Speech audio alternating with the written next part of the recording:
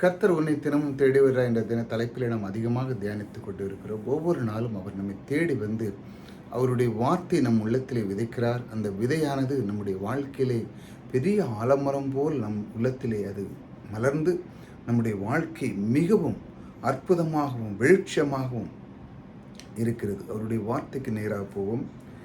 தேவனீர் என் விளக்கை ஏற்றுவீர், என் தேவனாகிய கர்த்தர் என் இருளை வெளிச்சமாக்குவார்.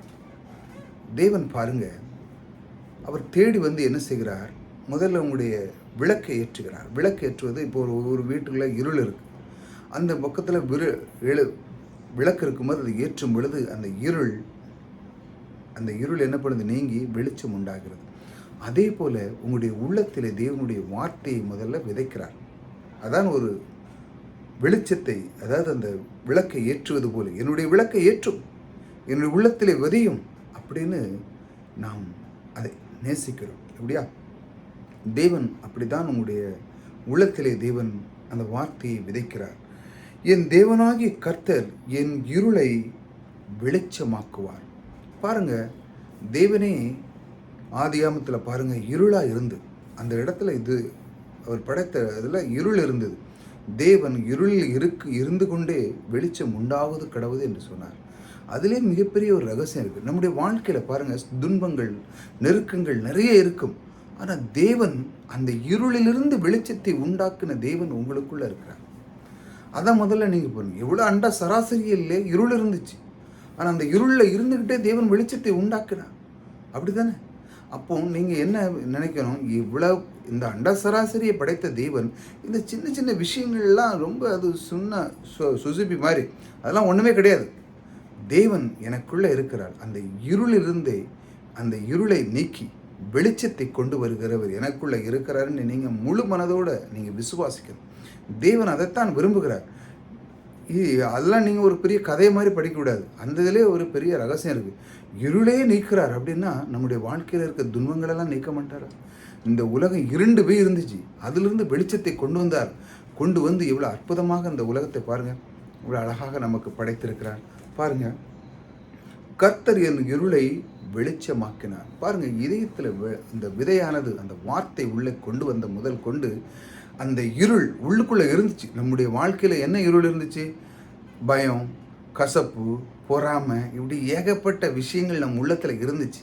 ஆனால் தேவன் வருகிறார், அந்த கசப்பெல்லாம் நீக்கிறார். கசப்பு அதெல்லாம் ஒரு இருள் மாதிரி தான். பிசாசு அவன் வந்து என்ன பண்ணுதான்? இதெல்லாம் விதைப்பான்.